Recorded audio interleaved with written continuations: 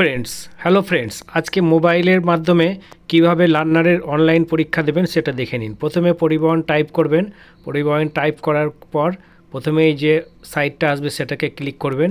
Click করার পর এই যে বাঁদিকের উপরে চলে আসবেন, দেখবেন ড্রাইভিং লাইসেন্স রিলেটেড সার্ভিস, সেখানে ক্লিক করবেন।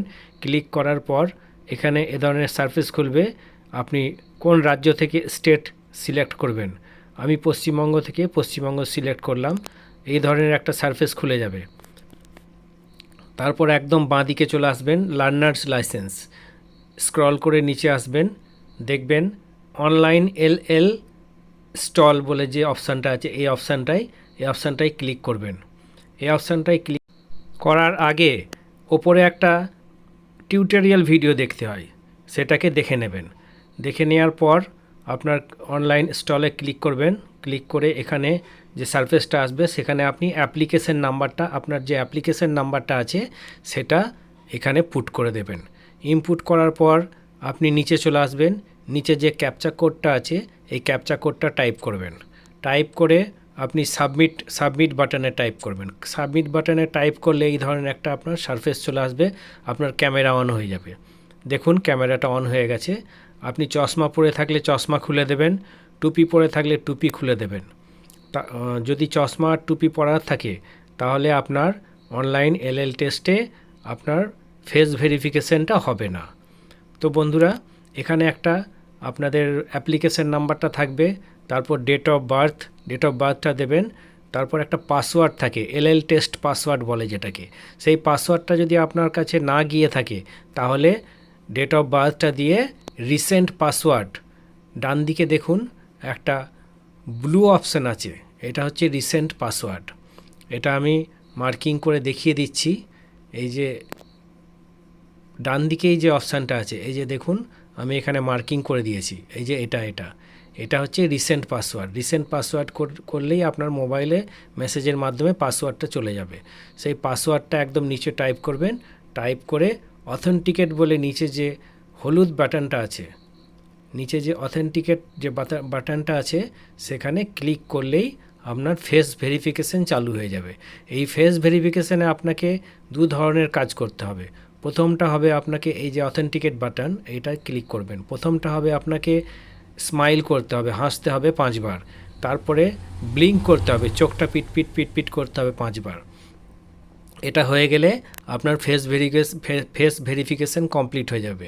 ফেস ভেরিফিকেশন কমপ্লিট হলে আপনার যে টেস্টের পেজ, যে প্রশ্নগুলো আসবে সেই প্রশ্নের পেজটা খুলে যাবে। চলুন প্রশ্নের পেজটাকে আপনাদের দেখুন। প্রথম কোশ্চেন এসেছে, অনিবন্ধকৃত গাড়ি প্রকাশ্য স্থানে ব্যবহার হওয়া বেআইনি, আইনসঙ্গত, জরুরি অবস্থায় আইনসঙ্গত।